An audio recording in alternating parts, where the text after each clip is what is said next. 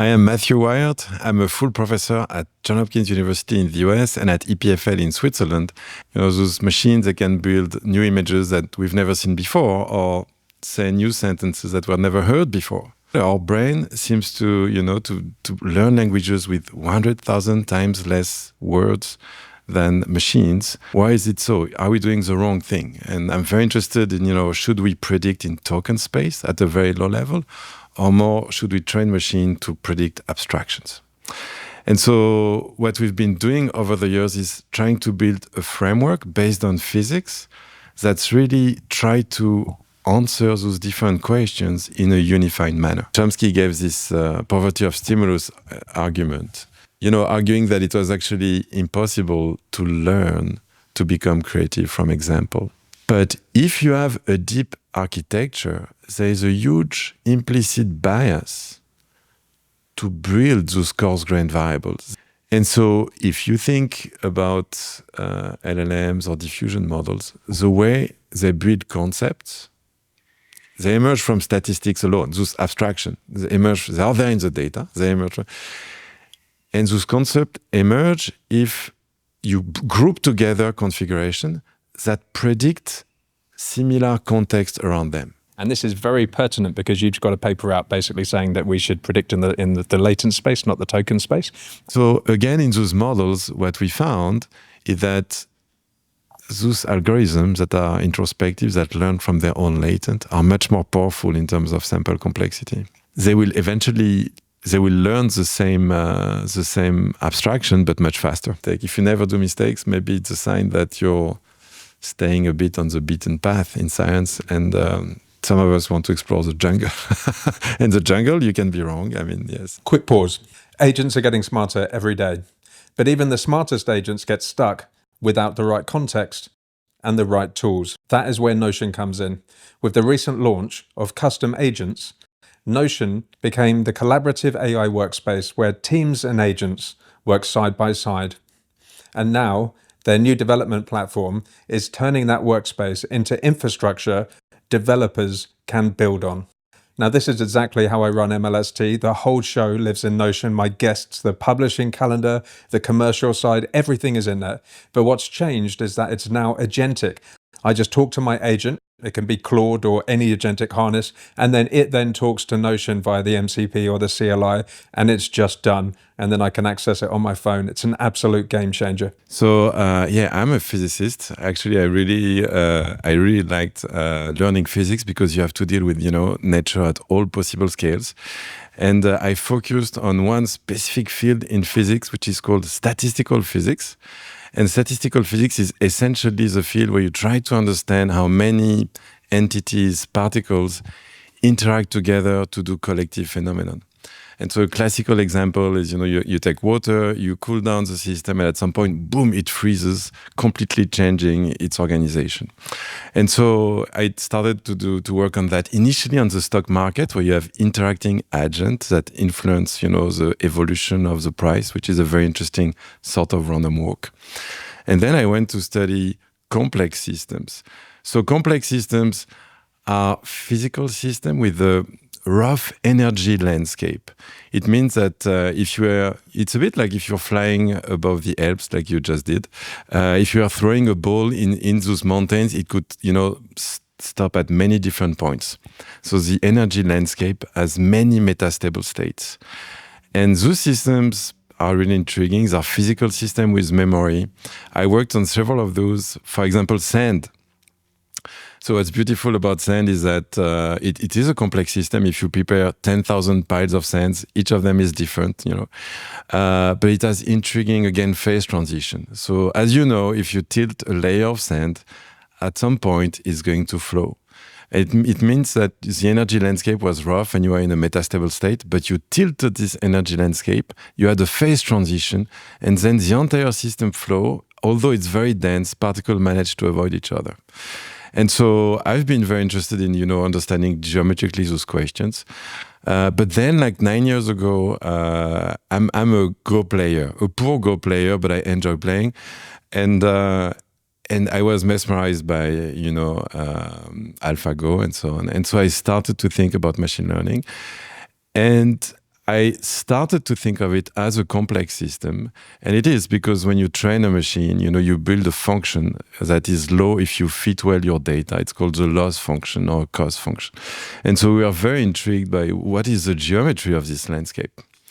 And so what we discover is actually that this landscape has exactly the same phase transition as sand. It means that when you're actually under-parameterized, when you don't have enough parameters, you have a rough landscape with many metastable states. And if you train your machine and you train it many times, it will end up in different positions where it's actually stuck. But if you have enough parameters, then suddenly the system can flow. I mean, your landscape has many flat valleys, and which have essentially zero energy. So there is really a close analogy. We discovered that like 9 years ago. At the same time, others find the same phenomenon and called it double descent. So now that's named as stuck, but this double descent, this peak of the double descent, is really for physicists a jamming transition.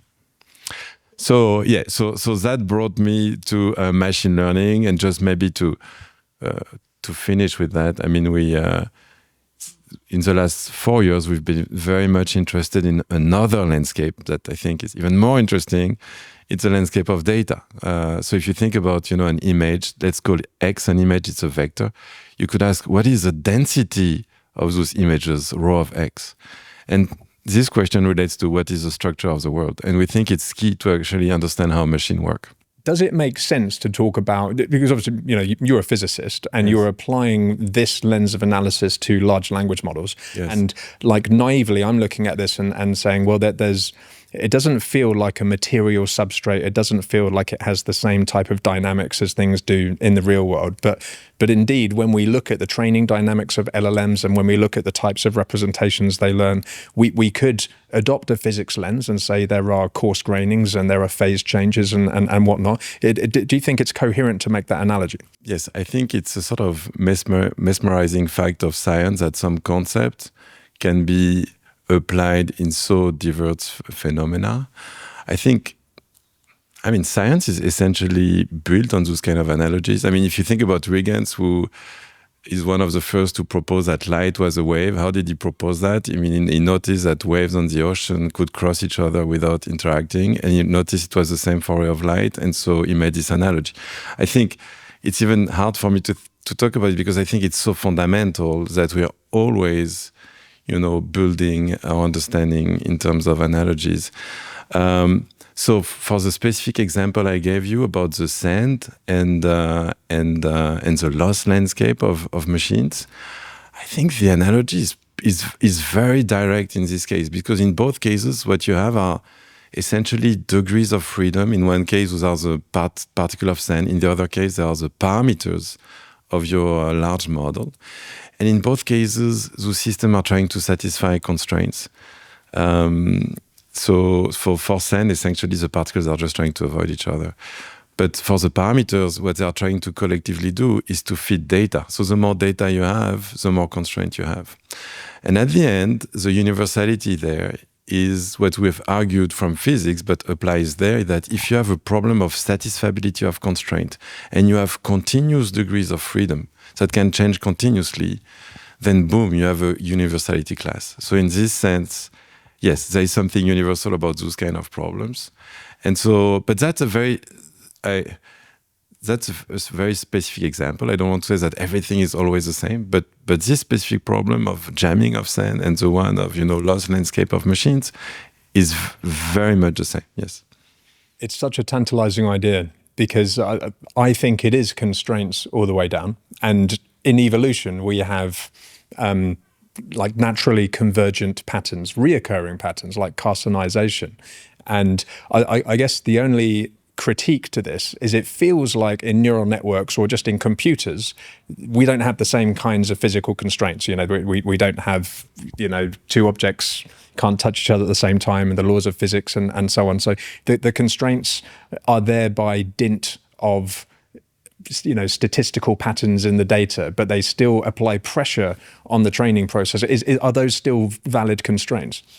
Yeah, so here I was really not talking about any sort of constraint of the computer itself. I was really thinking some abstract way about the algorithm, what the algorithm is doing. And the algorithm is doing some sort of gradient descent, flowing down an energy landscape in both cases. And that's where the analogy is. The analogy is not related to the material aspect of it. It's true that in one case it's a material, it's in the other case it's an algorithm. But it is at some levels the same if you think about it correctly. Yeah. It's so interesting that you're thinking of the constraints as being the algorithm rather than the energy landscape itself. And I get it. I think you're leaning towards there being some kind of a universal learning algorithm. But the way I intuit it is it's almost like the data and the world are more meaningful as constraints. Is that legible? Okay, so I think we will be talking about creativity, and then we'll also be discussing a lot about constraint, but they will be, in my way of thinking, in another space. So I started to tell you we were discussing loss landscape, and the constraint here was just to feed data. And later on, something I'm really interested to discuss is, if you think about the world itself, sentences, the data itself, forget about the algorithm that's actually learning it. The data itself is very constrained. All possible sentences are not valid in terms of syntax. So I think thinking of constraint is very useful in both cases, but I think of them as very different kind of constraints. And do you still think of yourself as a physicist first? I mean, because now we're talking about the physics of learning, we're talking about machine learning. I mean, how does your instinct as a physicist come across into this world? That's a very interesting question. We have to debate it all the time in physics departments because, we need to hire people and what is physics? And and we're always asked this question. And it's true. I started initially when I started to think about machine learning. It was closely related. It was more closely related to complex system and disordered solids and things like that. And now I'm really thinking. Now I'm organizing conferences with linguists and neuroscientists and so on. But I still think deep down, it's physics. And I think we need to bring physics to this field and do the physics of linguistics. And okay, that's a long discussion, but maybe I think what is very special about physics, I mean, other fields, natural sciences do it too, but we're really trying to do that. I mean, first is to build a dialogue between theory and experiments. And so, for example, when there is a new technology, it's a new technology is asking a huge number of novel questions, and we can start thinking about it, making theory, and then those theories we make simple models, and then the theories have to be predictive on what's going on. So first of all, we are very good at building this dialogue, I think. So building some empirical science. I mean, the second aspect is modeling. So the world is super complicated. If you try to make a map where 1 mile is 1 mile will never help you. So you need to build caricature of the world. And it's an art that physicists have done. I mean, to paraphrase Einstein, a model should be the simplest, but not simpler than that. So it means there is tension. It's really actually difficult to describe the problem at a good level of complexity. And it depends also specifically what question you're asking. So I think physicists are also good to develop those sort of models. I mean, just to give you an example, I told you about phase transition. I mean, 1 century ago, Pierre Curie was thinking about magnetism and the fact that when you change the temperature, suddenly those materials become magnet and they stick to your fridge. But at higher temperature, they don't. So what's going on? If you think of it at the microscopic level, it's awfully complicated quantum mechanics. But the description that stuck and that made huge headways in terms of phase transition and led to Nobel Prizes, medal fields in math and so on is a very simple model, the Ising model, where you have essentially arrows on a lattice that are interacting with their neighbors to try to align. So a very crude description of the phenomenon was a good one to essentially think about this problem. So I think that's also what we can try to bring to that, to those questions. I mean, and lastly, I think what you are describing, analogies like Huygens. I mean, we're physicists that try to think about problems at all scales, and to do it fast, they had to build analogies between different fields. So I think that's what we can bring.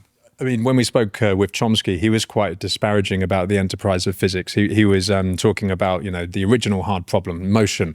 And he said that Newton exercised the machine, the mechanical universe view, but he left the ghost intact. So, we still don't know how mind and consciousness works and all of that kind of stuff. But he was rather pointing to this notion that a lot of physics is idealization. And then there's an interesting question about whether our theories are really to actually understand how the universe works, or are they more to help us understand in terms that we can understand? So are we intentionally leaving something out? Yes, I think both. I mean, both. I mean, certainly they are interacting with the world, because those theories in physics are super useful to build technology. I mean, think about the laser. I mean, so half of the technologies are, a big fraction of them are coming from theory. But another big portion of it is coming from, it's the other way around. Technology, is asking immense questions. So yes, I think we need theory also to have a sort of highway, build your highway of thinking super fast about problems. And then, the difficult question is at which level of precision do you need your theory to be? And that depends on the question you're asking. And who were your mentors? Who inspired you? What books did you read? How did you kind of land on your current trajectory as a physicist? Well, yeah, that's a complex question for me, because I've my two parents are physicists, actually, and when I started to do my PhD, I tried to escape them by going to econophysics. Doing more finance and economy. And then already during my PhD, I started to be fascinated again by physics and how sand flows and things like that. And then when I was a postdoc, actually, I was always mesmerized by our brain, how we think. And I tried at that time to, I even spent 1 year in Geneva Farm, a place where, a neuroscience institute. And I met lots of fantastic people, and I learned a lot. But I felt at that stage that a lot of the theory, how, you have many connected neurons, what their dynamics, were a bit applied math and detached from really function and the question of how do you learn intelligence or rules, constraint language, and so on. And so it was not at the level that I really wanted to operate. And so I gave up. I went back to physics. And then, I think it's essentially the development of the technology. It's facing us. So I think the analogy one analogy I like is the Industrial Revolution, when actually heat engine emerged. Before, again, one case where technology was first, and then you had to understand, what's behind them, how efficient can they be, the limit to their efficiency, and so on. And so then Carnot, actually a French physicist, came up and wrote a beautiful text. It reads like philosophy. There's essentially no math, and introducing concepts like entropy, and it was the beginning of thermodynamics.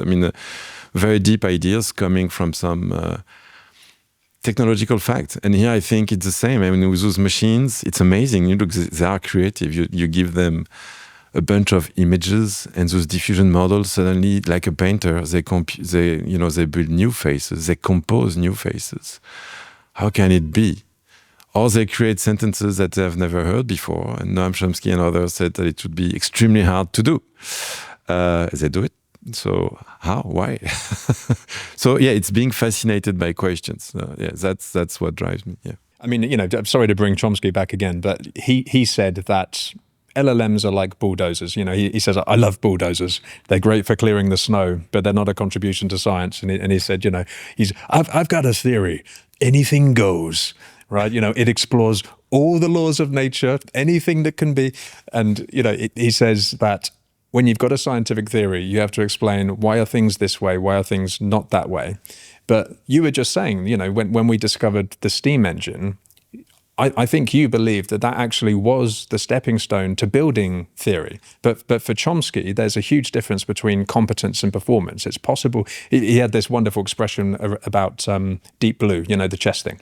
And he said that's a little bit like a bulldozer winning a weightlifting competition. So it's almost inconsequential. It's incoherent.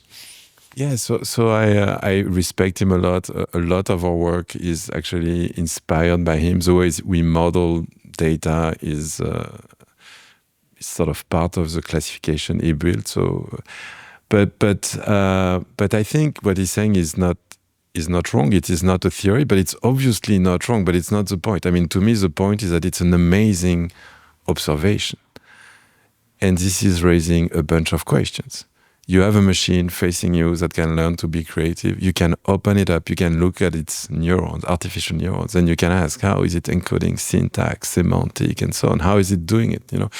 Even if ultimately the brain doesn't work like that, I would argue, in some sense, I would love to think about the brain and to have something to say about the brain, but I find intelligence in the machine also extremely interesting, in itself.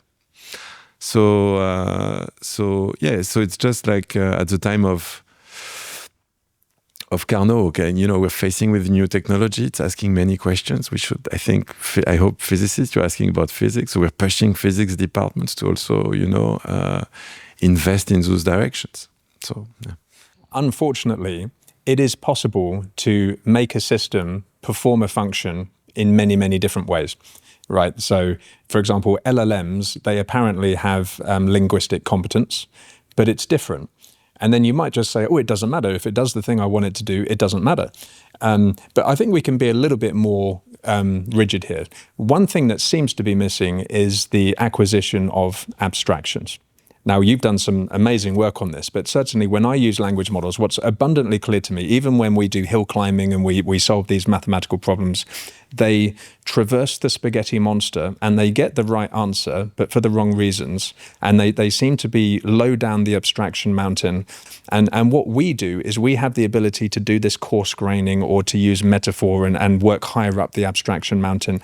And it just feels to me that when we use stochastic gradient descent and we just learn from data, the models aren't acquiring these high-level abstractions. Just the opposite. So essentially, I think those questions are super interesting, super deep, and we are approaching them as physicists. And so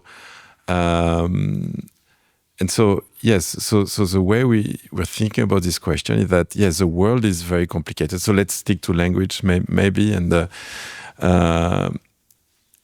So I think to understand, how machine work, we first need to understand very well. What are we talking about? What is the data that needs to be learned? And on that, I would say the linguists have been one of the most impressive fields in terms of characterizing the data they are dealing with. And in particular, Chomsky and others. I mean, it has been argued for centuries that underlying texts are trees, different level of abstraction. I mean, it's also been argued for images. It's called pattern theory. We're very used to that in physics. So in physics, let's say you take a liquid. I told you about liquid before. You can describe it at the level of atoms. But if you have, billions of atoms in your glass, it's not going to help you describe the glass so well. And so what we did as physicists is to build coarse-grained variables, like pressure field, velocity, density, things like that. For this system, it's sort of simpler because there is there are two levels of description, if you want, essentially. It's very microscopic and macroscopic. Real data have layered, multi-scale, level of description. I mean, if you think about an image, you can think of it at a pixel level, at very low level. And at very high level, you could think of it as, the caption that's describing what's on the image. And you have very intermediary steps. I mean, at low level, you could start to make from pixel edges and little geometrical figures. And at some point, you could make eyes and nose and ears and understand that it makes a head. So you have many different levels of description. And so the question you are asking, so that's the one we wanted to understand. And so the first thing was, how do we model this? Because if you look at the most complicated context-free grammar, so those are the sort of models where which are based on trees that Chomsky introduced.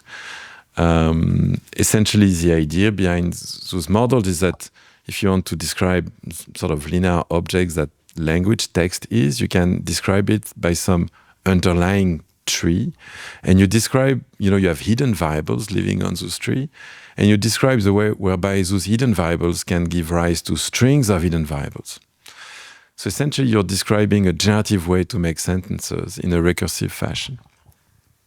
But again, if you want to sort of fit those models to English, it's very complicated. And so what is a good model? And again, it depends on the question you're asking. It's not there is no absolute answer to that. But for the sort of question we're asking, like the one you're asking, which is in which sense do we build those coarse-grained variables? Well, we build context-free grammar, so models of data where you have those trees underlying it. But like you, as a physicist, it's a synthetic world. We build it. And then once we build it, the game we're playing is that we have to build it that it's rich enough. So in our case, we want it to capture the fact that there is some hierarchical hidden structure to the world. So this we capture, but we want to make it tractable. So maybe it's a bit technical. In this case, we started the first models essentially had a tree that was frozen in geometry, and production rules, which is how a latent gives rise to a string, were randomly chosen. Funnily, randomness, although it's counterintuitive in physics, often make things simpler, allowed us to compute any correlation in this model. And from that, we could actually understand how they are learned by machines. And indeed, if you have a poor machine, like a very shallow network, first of all, even those models would be essentially unlearnable. Okay, so there would be a lot to say, and maybe I can come back to that in high dimension. It's very hard to learn. But if you have a deep architecture, what we find is precisely the opposite of what you're saying. The reason why deep architecture can solve those tasks is precisely because they understand, just like the physicists understood about pressure, velocity, field, etc. They understand from data, from the statistics of data, this hidden hierarchy. Otherwise, they would never be able to do this job. So they understand that there is this hidden hierarchy, and from it, they can perform the tasks that you want. Just to kind of play that back, just so that everyone understands, that the idea is that there is, I mean, we're talking about grammar here, but more broadly, we think that there are structured generative processes in the world. Yes. So we can think of those as being some kind of a constrained generative model. So we're talking about syntax here. And when we do machine learning, we look at the output of that generative model. And the learning process ideally should be not to memorize the raw output, but it should be to understand abstractly the model which generated it. Because creativity is about respecting the deep structure and the constraints. If you have the structure, you can go on and generate many, many more things, and you obey the rules, you're creative, and all the rest of it.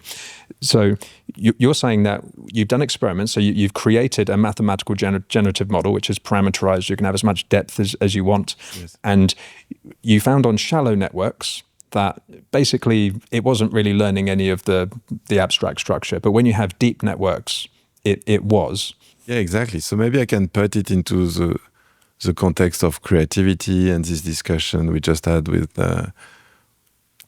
Chomsky. So there is a question. Creativity, I will use this term in a very narrow sense of being able to generate new sentences that satisfy hard constraint, syntactic rules that the child would never have heard before. And Chomsky gave this poverty of stimulus argument, arguing that it was actually impossible to learn to become creative from example. And essentially, okay, this will be a very crude way of summarizing his argument, but I describe the fact that you have this sort of generative, tree-like, rich, context-free grammars, assuming that really capturing the fact that the world has a hierarchy of abstract concepts. But you have other possible generative grammar. Some are much simpler. One is called regular grammar. So this will be a caricature, but essentially the idea that maybe a group of words will fix the probability of the next word, essentially. And Chomsky's argument is to say that, well, even if you give me 1 million sentences, okay, I can fit those, those sentences by a context-free grammar, but I can also fit them by a much simpler, a regular grammar, simpler in its classification, but to fit those sentences, it would have to be awfully complicated, many rules. And that, nativism and empiricism, big debates on this question. And again, we felt like we want to address those questions as physicists. So in our idealized world, where the true world is hierarchical and has this hidden hierarchy, can machine learn to be creative or not? And what we find is that if you have a shallow network, what Chomsky worried about is completely true. You don't learn this sort of interesting generative grammar. You essentially memorize and you can't do anything. But if you have a deep architecture, there is a huge implicit bias to build those coarse-grained variables. This hierarchical architecture leads very easily to some iterative calculation. And so what we found is that indeed you can learn to be creative by being exposed to a very small number of sentences. So let's say in our model, if D is the size of the sentence, the number of sentences is huge with D, is exponential in D. But the number of sentences you need to see to be creative is only polynomial in D. So these models are really a counter example to his argument. And ultimately it comes from the fact that, machines have strong implicit bias. They are not comparing equally in an equal fashion all hypotheses. And if you're deep, you learn hierarchies. So that's a counterexample to that. So in some sense, I would argue that in terms of what needs to be innate, if you have deep architecture, that does lots of that. This is not to say that, so I'm arguing against Chomsky's argument. It doesn't mean that what he inferred is incorrect, right? It's not because I think an argument is incorrect that the statement is incorrect. I don't want to imply that our brain is just a deep net and that there are not, much smarter mechanisms to learn, much better. And actually, the brain can learn with 100,000 times less exposition to words than those machines. So I think there are lots of questions about how the brain works, and they are fascinating. I think it's possible that you're both correct. So Chomsky, even back in the 50s, and he wasn't the first to do this, but he came up with these very basic, transformative rules that could be composed together. And that went on for quite a while, but they realized there were lots of problems and edge cases. And then eventually the minimalist program came out, and it was even more parsimonious. It was like move and merge. And that's very, very abstract, because I agree with you. These networks clearly have syntactic competence, which means they absolutely are creative because they absolutely can create novel grammatical sentences. But in a broad setting, though, they're not creative because they don't understand many other abstractions in the world that we do, which is why we need to prompt them to be creative. That they can render an image of a dog, but they're not creative enough to know what an interesting and worldily coherent image of a dog is. But another thing I wanted to get to is this is touching on the idea that networks, as we train them for longer and they get bigger and deeper, they start to factorize. So, because we have this notion that they have these fractured, entangled representations. They understand things at a shallow level. They understand some things and not other things. I spoke with Tom McGrath at Goodfire. It's a big mechanistic interpretability company, and he's been studying networks for years. And he says as they get bigger and bigger, they become more factorized. And he actually believes they're converging towards some kind of natural factorization. But at the moment, it's a bit weird that they have some factorization and then they have some fractionation in other areas. But you kind of see where I'm going with this, because we know that a neural network is a finite state automata. And language, in Chomsky's sense, it's somewhere between context-free and context-sensitive. He wasn't super specific about that. But we know as a mathematical fact that it's not a generative grammar in the abstract way Chomsky was describing, but it is still a coherent generative grammar in some lower sense. In those models, first of all, what we find is that as you train the machine more and more, those factorization or abstraction are created progressively. And if you have an immense machine and you give me more and more data, then you start to play with more and more abstract concepts. Those are the hardest to learn in this viewpoint. So that's my take on the beginning of your question. The second question was, I think you're referring to the fact that transformers have a finite depth. It's a finite depth, and so, I mean, if you are thinking about sentences where you have 50 complements of sentences and that are looping like that, it may be very hard to reproduce and so on. But I think those are more like academic. My take is that those are more academic problems that you never encountered in practice, because, you know, sentences that loop for 50 times are extremely rare. So I'm not sure it's really, you know, I know that some people put a lot of attention on that, but I'm more, you know, as someone who likes to do empirical studies and so on, I don't know if those worries are actually relevant in practice. Would you agree, though, that there's a spectrum of abstraction? So yes, it's a different type of syntactic competence, but maybe it doesn't matter. There's the performance competence type thing. But an interesting example is I feed my entire code base into Claude Code. And isn't it interesting that it doesn't really understand what my intentions were? So if I put it in a loop, I put it in an agent, and I say just fix the bugs and just keep evolving this software, it doesn't respect the deep constraints now are my mental constraints. Like, what was I trying to achieve with this, right? What would I have done? So it has the syntactic competence. It knows how to write the code. And are you saying this is just a matter of the networks aren't good enough yet? When they do understand, when they have a theory of mind and they understand how the world works even more abstractly, eventually we could just autonomously create coding agents that will just make Microsoft Word or something, and there is a path to that level of competence. Composition. So essentially what we're saying is that imagine that you have this diffusion model that learns to compose new faces.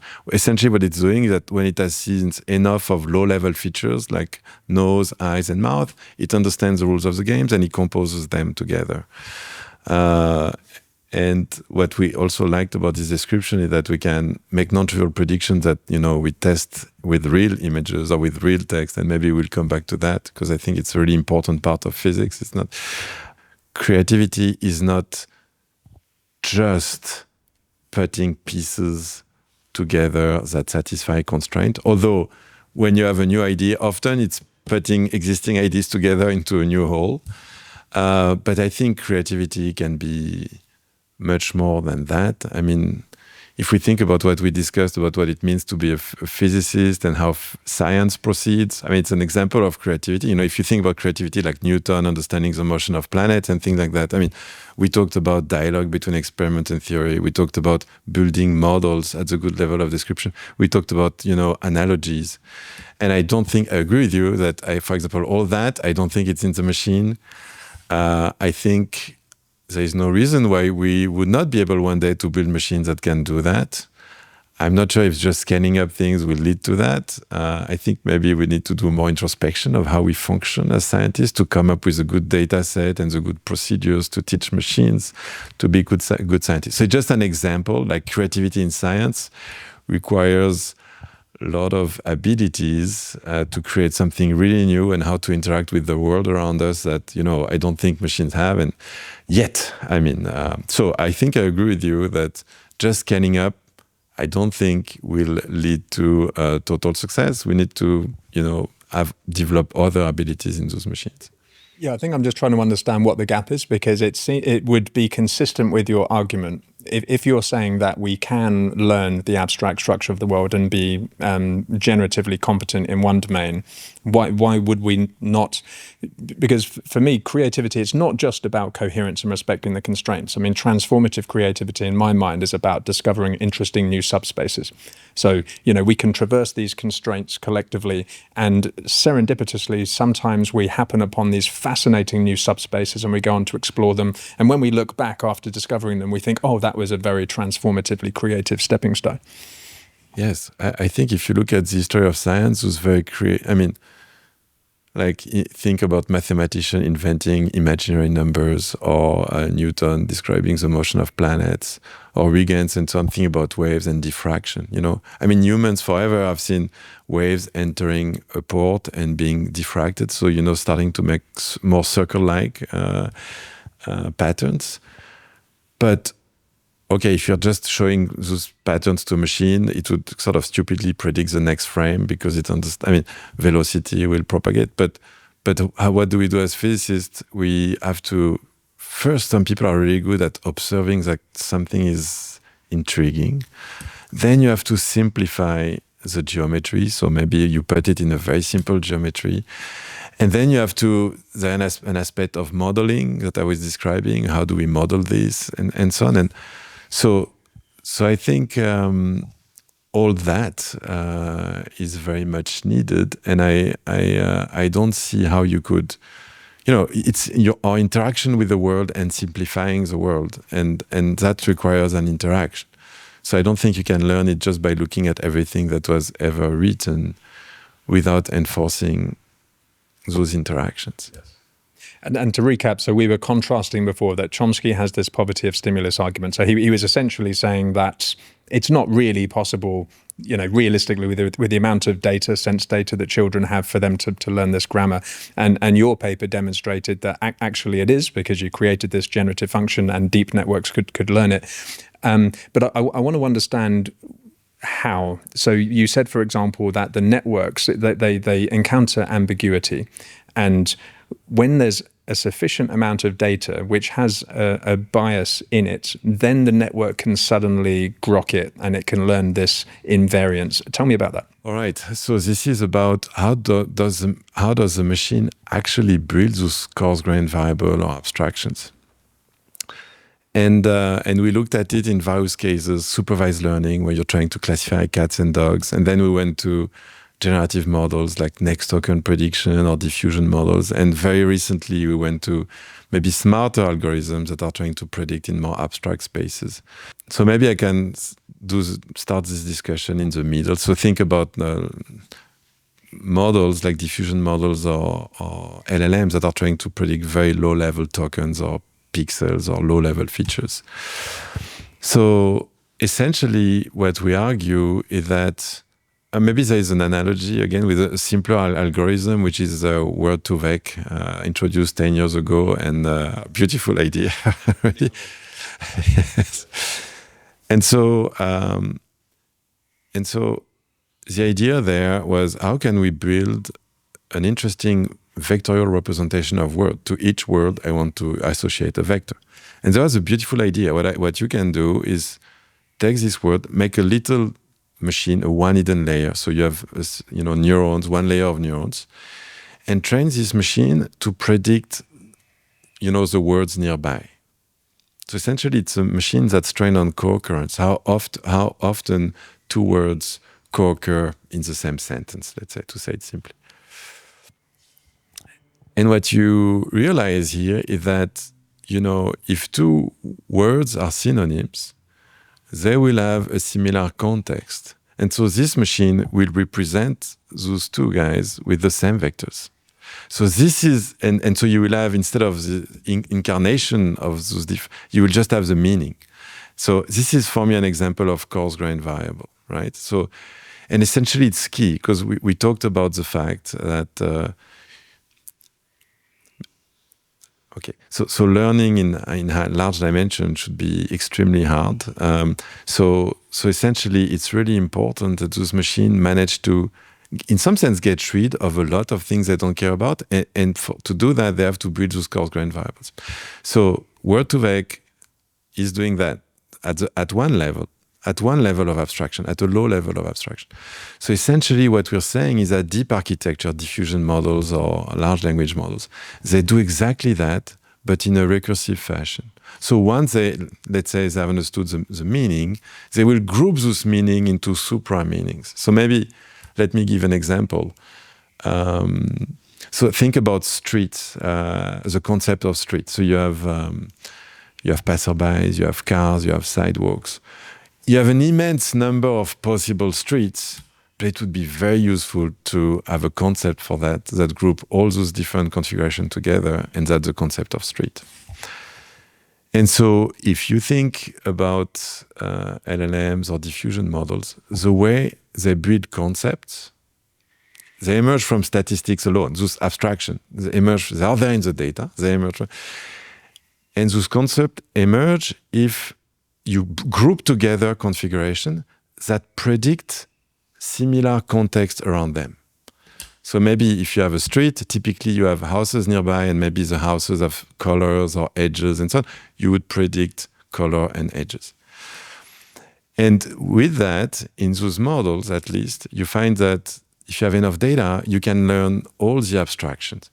But as you get more and more abstract, you have a problem, because you're always trying to build those abstractions by saying how they are predictive, but at a very low level. And when you're very abstract, how you predict pixels or colors and so on is a super noisy signal. So essentially, that's why in those models we find, and we have empirical evidence, and I'm happy to talk about empirical evidence, that the more abstract concepts are, the toughest to learn. Because essentially your signal, as you get more and more abstract, your signal gets diluted. Yeah. So this would be the mechanism whereby we think you build those latent variables or abstractions. Yeah, it's such a tantalizing idea, and we'll get to the latent stuff just in a minute, because that's also a great thing to talk about. But are you suggesting that there is some kind of natural factorization? So do you think that different networks, perhaps with different architectures, given the same data, would almost converge towards the same logical factorization of the data, this hierarchical factorization? So in our dream world that we invented mathematically, it's true as long as the networks are deep. So shallow networks, they don't do anything, but if you have a transformer or a CNN and so on, they build essentially very similar abstraction. Actually, those arguments also predict how many data you need to build them. So this is a sort of evidence. We make prediction, and that's what we play as physicists. We make prediction and we test them. So we predict how many data you need to learn how many different level of abstraction. And we find similar, in terms of scaling, similar number of data independently of the architecture. So I still do think that different architecture are going to lead to, slight difference and so on, different circuit. But the big picture, I think, is yes, those abstractions actually really exist. And again, there are a set of configurations that predict a similar surrounding. And if they have a strong signal, if they have a strong predictive power, they are formed earlier. It's so tantalizing to think of them as being the one true abstractions, but we know, as we said earlier, it's not like the merge operator that Chomsky was talking about. When we do mechanistic interpretability and look at how networks do addition, for example, that it's super weird. They're composing trigonometric functions together. They're not doing it the way we can.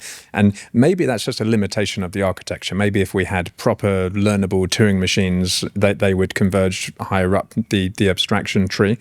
But I suppose a tangential thing that we need to talk about is this curse of dimensionality.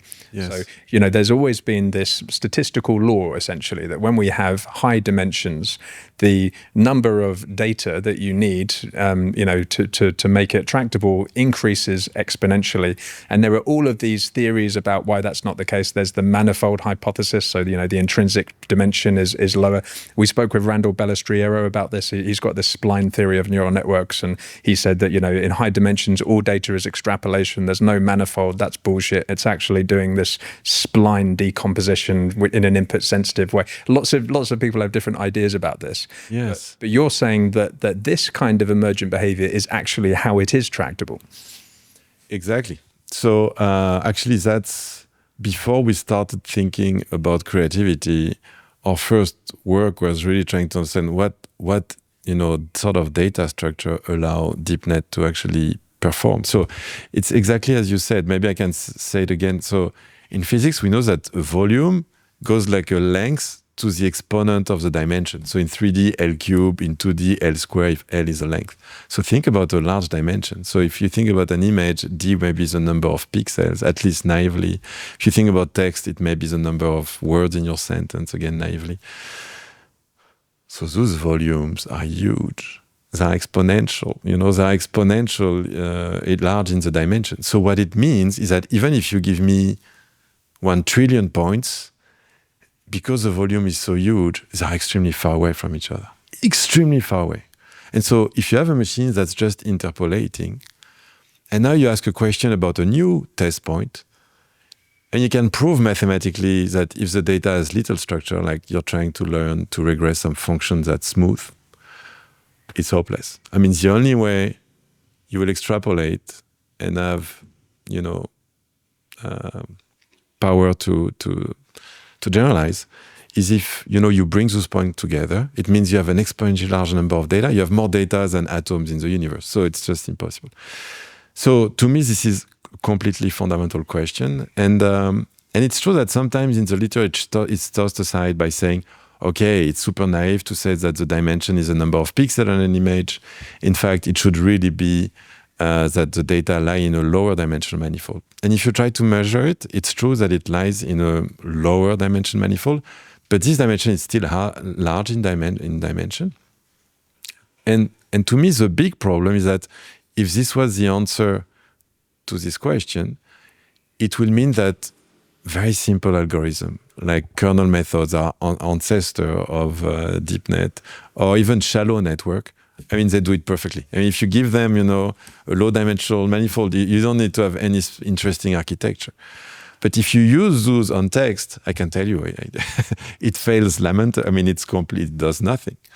So, so the question is, why do you need deep architectures? I mean, and some of the thing you said it does not answer that question. So that's really the question we're looking after.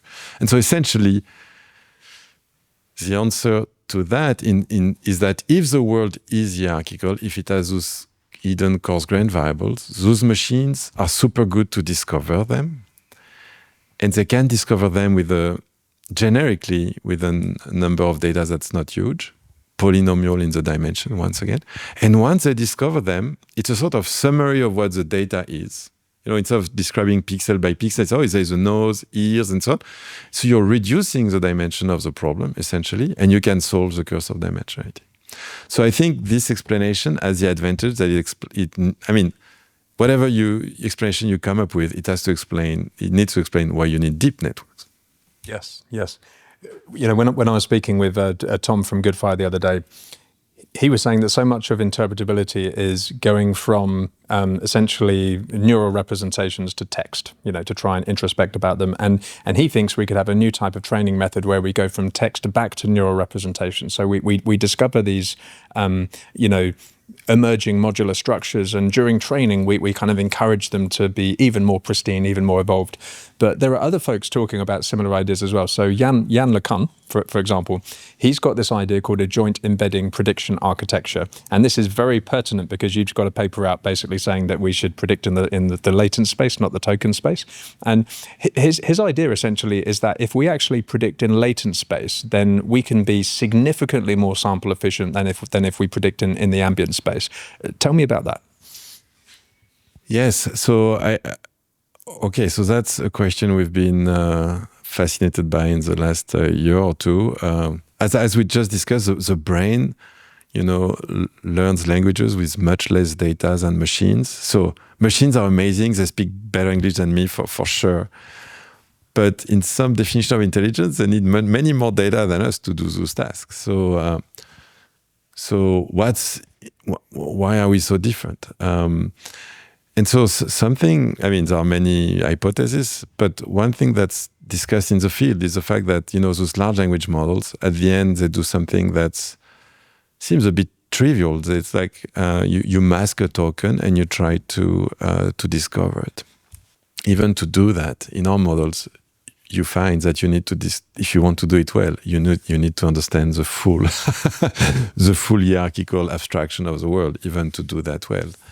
Actually, so that we started to work on next token prediction, because I always had, for at least 1 decade, this sort of question related to the curse of dimensionality, which was, how come when we produce speech, think about the end of a sentence, maybe I said 30 words before, the number of possible sentences is huge. How do I need to memorize those 30 words to do that? I mean, how is it possible?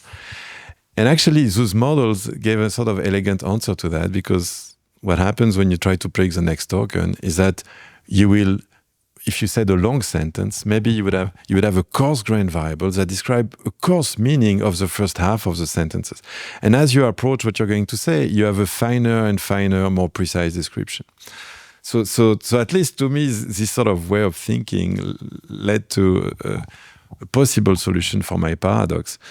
But so, in any event, even if you try to learn the next token, you need to build those abstraction. But I told you that one problem with doing this is that if you're very abstract, it needs a lot of data, because you build those abstraction by bringing together configuration in the data that predict a similar surrounding, but at a low level, like similar pixels around. So going back, what has been proposed in the literature, actually it's interesting, also in neuroscience, there is this notion that maybe the brain is doing some sort of very interesting self-supervised learning, where instead of just predicting what's going to be the next frame on its eyes, it's trying to predict the next activity of its cortex. So predicting in some sort of abstract space. And this idea has also emerged in machine learning. And you talked about Yann Lequin, and there are also other models. And they're extremely interesting. And again, the idea is, instead of predicting at the level of token, can I predict in more abstract space? And they developed very interesting machines to do that. I mean, you can think about twins. So you have one machine, you duplicate it. And one machine is shown the entire data, it's a teacher. And one machine is shown some occluded version of the data. And your student has to predict not the tokens that were occluded, but how those tokens were represented by the teacher that could see them. It's beautiful, right? It's like those networks are doing some kind of introspection. And there's been a big debate: is it better or not? Because after all, those LLMs are doing fantastic things, and so we felt that, and there was essentially no theory on that, on sample complexity, and so we felt we needed to think quantitatively about this question. And so again, with the same kind of model, so the game we're playing is to develop a framework where, with a single viewpoint, you try to engage with many different problems. So curse of dimensionality, creativity, and now learning from your own latent. I mean, also scaling laws, maybe we'll talk about those. And so again, in those models, what we found is that those algorithms that are introspective, that learn from their own latent, are much more powerful in terms of sample complexity. And they will learn the same abstraction, but much faster. To build abstraction, you need to bring configuration. Think again about the street. All those configuration, you need to understand it's one entity, a street. And what diffusion or next token prediction do is that the signal they have to bring those together has to do with pixels around very low-level features. And I told you that those correlation between abstract things and things that are not abstract, it's there, it exists, but it's very noisy. But imagine instead that when you understood the concept of cars and passerby, and you also understood the concept of houses. Then essentially what those methods do is they can build the concept of street by predicting that those configurations have not pixels, the painting of the house, but just the concept houses nearby. And then the signal is much larger, and so you need much less data to extract the signal from noise.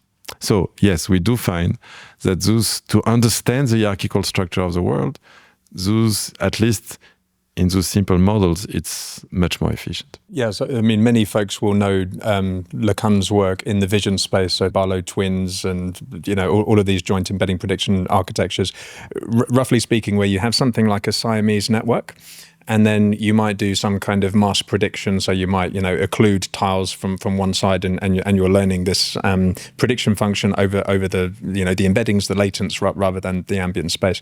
But this also goes into his broader philosophy about energy-based models as well. So the rough idea is that you can imbue domain-specific knowledge into a prediction architecture, and energies are composable. So you could be ridiculously specific and actually have variables that represent things in the domain. But what we're talking about here is something which is quite generic. It's a little bit like an inductive prior, which is not really domain-specific. So it could work for any type of vision, or it could work for any type of language model, and it's significantly more sample efficient, as you just said. But do we still have this issue that it is learning really good general abstractions? It's more efficient, but is there still something missing?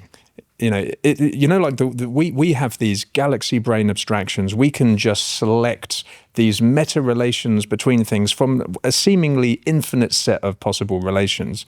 And is this just one step in that direction, but not all the way? Maybe I should indicate a word of, as physicist, what I've been discussing so far was the same sort of theoretical approach, but we could test it empirically and make non-trivial prediction and test them. This last part, which is a paper that's 1 month old, is a theory that we are now testing. And so when I talk about it, I talk about it with caution. I think it's nice. That's what we want to do as theorists, is to have theories that are predictive. They make non-trivial prediction. Then being rigorous for us doesn't mean having a theorem. It's us going back and testing those predictions. So we're in the process of doing that. So yes, I mean, so I think that there is a very deep question there. What we find in those simple models is that indeed you learn those abstraction with much less data. But now there is a question of those abstractions are there represented in your machine, and what do you do with them? And there are things like from those representation you can do tasks like segmentation in images or classification, and now you can be competitive with supervised method on classification. So there is evidence that it's doing a very, very good job. But for example, if you want to compare them to large language models, I mean, large language models, we like them also because they are generative. We can talk to them and then they... So for example, that's a question we're working on, and I still don't know the answer, is, once I have discovered those variables, essentially I created some sort of encoder of the world. Can I create, with not so many data, as a decoder and build a generative model from them? So can I really go back and say I can compete with those, next token prediction and build something generative? I don't know. So this is completely open to me. So yes, so you can build those sort of very interesting representation of the world. Now, it's in a sort of, in our model, we know what should be there and we can check that it's there. But if you don't know where things are, how do you use this information to do specific tasks most efficiently? So I think, to me, it's a fascinating, field of study for the years to come. And in this recent paper that you just released about a month ago, the predict latents, not tokens, you should explain figure 1. We'll put it on the screen now, but you actually visualize and have a kind of analytical explanation for why it's more efficient using latents and not tokens. Exactly. So yeah, what we like to do as physicists is also to have models where we can vary parameters, and then we make scaling prediction, and then it's very easy to test your prediction. You plot it in a log, and you see. So we like to have those kind of parameters to test our ideas. But in terms of the conceptual picture, this figure has, I think, 3 networks. The first is supervised learning. So in our models, the data are tree-like. There is a top root. Maybe if you think about images, this is maybe saying if your image is a cat or a dog or whatever.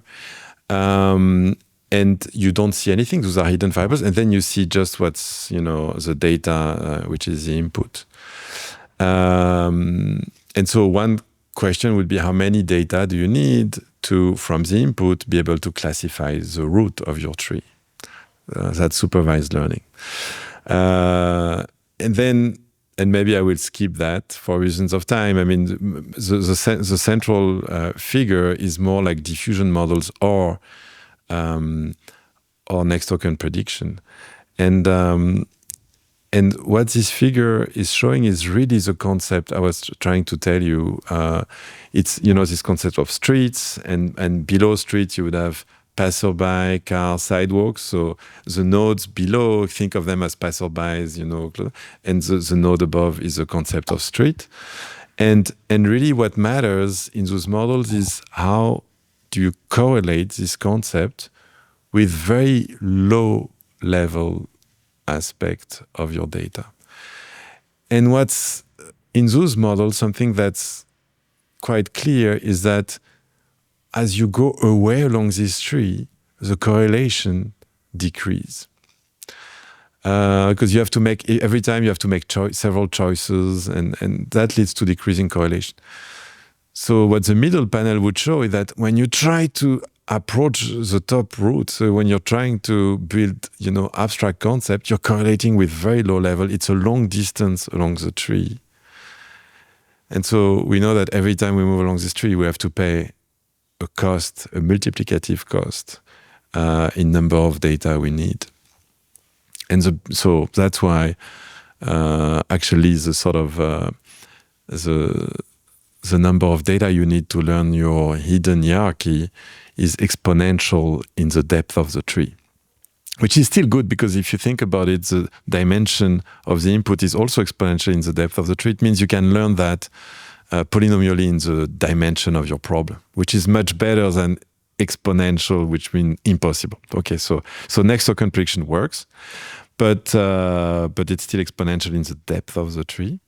Now, if you think about the last panel, what you would really see is that you can do something very different. And again, when you try to build the concept of street, you will just predict what's nearby, houses. And you've already understood this concept of house. And now it's much closer on your graph, so it's much more correlated. The correlation being much stronger, you always have a signal to noise. You need enough data to measure correlations. But if the signal is strong, you need much less data to measure it. And once you measure it, boom, you can build those abstractions. So this is essentially what this figure shows. It's a summary of what we've been discussing in this example of street and houses. It's so frustrating that we know so many things that could advance the frontier, but OpenAI and Anthropic, they're still training old school transformers. And I spoke to Cleon Jones at Sakana about this. He was one of the inventors of the transformer. And he said, any new method has to be crushingly better, because we've invested so much time in hardware and optimizers and compilers. There's an entire ecosystem about this. And it's actually very difficult just to steer the ship. LeCun does have a couple of new startups, but the read I'm getting is that he's focusing on vertical domains. We haven't yet done the moonshot where we try these new models en masse. Yes, so I agree. I will still say a word of caution that those LLMs are generative models. That's very important for them to be, because you can interact with them and they produce reasoning and so on. And I still don't know, even theoretically, if even though I understood all this hierarchy hidden in the world, I can use it efficiently to go back to a prediction at a token level or not. If we can, then if we could, then even it would mean, at least conceptually, that we could do a much better generative model. But you see, so it's subtle, but there is a distinction between understanding the structure of the world, which is like building an encoder, and then decoding it for a very low-level aspect of the data. You mentioned diffusion models, and you had a great paper out about that. But just conceptually, how do you think they are different from something like a transformer?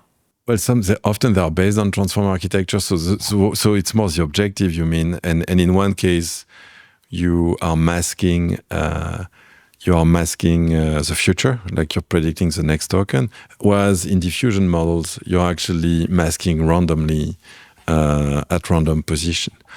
I think it's very similar, and essentially in our theory, it's the same sample complexity for both. So it's not like one has a huge advantage on the other. In some sense, the only difference is the order in which you're filling up what is being masked. Oh, that's interesting. I mean, because intuitively, I think of it as, first of all, you have an arbitrary number of diffusion steps. And maybe you would say that's analogous to just doing more back passes during training on a normal network. And there might be some difference in terms of the diffusion model seems to learn global relationships first and then tightens up, whereas transformers and CNNs seem to have a locality bias. And that I like to simplify the discussion by focusing on sample complexity. How many data do you need to learn? That's where we find analogous quantities, because you are going into the sort of compute of going back with this forward and backward process. And so I'm really talking about sample complexity. And then what we find in both cases is that as you increase the number of data, you learn those constraints, those grammatical rules, bottom up. So first low level, and then higher level, in both cases. And we could, so actually we have some confidence on those statements, also because they make non-trivial predictions. So for example, you would predict that as you train a diffusion more and more to generate text, that initially it would be random. If you don't have data, it's regenerating crap. As you increase the number of data, it should start to form coherent words, then later on with more data, coherent group of words, and then coherent full sentences. And this is a prediction of those models that coherence, the sort of coherence of the context, should steadily increase as you increase the number of data, that we could actually check for diffusion models, and also check in our a theory of scaling laws of next token prediction. About a year ago, you had a paper about scaling laws as well. Yes. Tell me about that. As you increase the number of data, or you increase how much compute you put, or you increase the number of parameters, your performance steadily improves. And this observation by Kaplan and others had a huge impact for all of us, because it drove, the tech companies to just invest more and build, maybe nuclear plants. So it has a huge technological impact, but it's a bit embarrassing for us theorists that essentially it's not understood at all. Those scaling laws, quantitatively, they have exponents in them. For example, describing how well you perform better if you multiply the number of data by 10. And there was very limited understanding on that question. And so just a few months back with Francesco Cagnetta, Alan Raventos, and Surya Ganguly, we proposed a theory for this problem, inspired by those synthetic world I told you about, but detaching the sort of essence of the lesson we learned from those models to really make quantitative prediction for natural languages. And essentially, the theory predicts that there is a simple recipe for those exponents, to extract those exponents. And essentially, this is saying, again, what's underlying it is the fact that if you give me more data, I can learn more abstract concept, and that's leads to longer range correlation. But at the end of the day, the two quantities you need to measure is, one, the fact that words or tokens are correlated, and that this correlation, it was well known before us, that this correlation decreases as a power law of the distance between those two words. From that, you can measure exponents, and they depend on the language you look at. Your data set, you can measure them. And then there is another key quantity, we argue, which is related to the entropy of text. So entropy of text has been discussed already by Shannon in the 50s. It's a beautiful question. So essentially, the entropy is a log of the number of possible words that you would have at one location in average. What we argue is very important to look at, and that we could finally measure with LLMs or other architecture, and we find consistent result, is what is the entropy left after a sentence of n token. If you see n token, the more token you see, the least possibility you have there. What is the entropy of that? And in the toy model it's a power law, and in real life it's also a power law that is found. And so essentially, what we argue is that with those two exponents, you can combine them in a way that we specify to get the training curve exponent of LLMs acting on those natural languages. And it works very well. So we got very excited with that. Also, I have to say that in addition, it's making non-trivial prediction in terms of how the loss should depend on the context that you give it, the context, and also the number of data. So it's a function of two variables, and we predict that it should bend in a very specific way, and we could test it, and we also observe it. And can you give me some intuition on that? I mean, it's often, when we speak about Shannon, there's a graph that people often see that, during a sentence, every single word reduces entropy. And we're now talking almost at the population scale, that when we have a huge corpus of text, entropy is just going down and down. What does that mean? Does that mean that the problem is getting easier over time? Does it mean that the models will just continue to get better, or maybe there'll be some phase change? What's going to happen? So I should be extremely careful, first of all, because we could test our theory at the sort of academia range so it means 1 billion of parameters, 1 billion of tokens, okay? And I told you that as you increase the number of tokens, this machine starts to use a context that's larger and larger. And we can visualize this context. So I can tell you for which context scale our theories was tested. And it's about, 50 tokens or two or three sentences. I think it's great because there's old syntax and so on there. So there's a lot of stuff.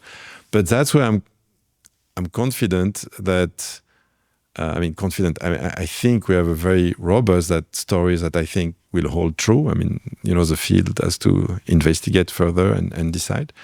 But what really we have not done, because it's not possible with our means, is to test this theory for, much beyond 3 or 4 sentences. And so I don't know if the mechanism we put forward still applies there or if it's something completely different. If you could explain deep learning to any scientist, dead or alive, who would it be? Oh, if I could explain it to any scientist, dead or alive, who would it be? Oh, I never thought about this question. I had a very strong bond to my dad, who was a physicist, and with whom we discussed a lot about science. And at the end of his life, he was actually very interested by neuroscience. He thought about olfaction and things like that. So it would be him, yes. Are there any things in your career that you've been completely wrong about and you've changed your mind? I think it's completely fine to do mistakes in science. But I think what's very important is that once you're convinced that you did a mistake, you state it, and it's obvious for everybody, and you don't sort of encroach to even if you don't believe in it anymore, you don't encroach to it. I mean, so yes, I mean, it happens for sure. The game we're playing as physicists is to propose model of the world and then make predictions. Already that we feel is doing our job. Then it needs to be tested by us or by others. I mean, sometimes your prediction does not hold because it was not a good model, but that's how we build, understanding, hypothesis, and so on. So in this sense, yes, it often happens, but it should. I mean, that's how science should work, in some sense. Like you're making hypotheses, and then you really test them. So yeah, I think it's important to if you're creative, if you take risk, I think you should do mistakes. If you never do mistakes, maybe it's a sign that you're staying a bit on the beaten path in science. And some of us want to explore the jungle. In the jungle, you can be wrong. I mean, yes. But Matthieu, it's been an honor having you on the show. Thank you so much for joining us. Thank you so much. That's fun. Thanks.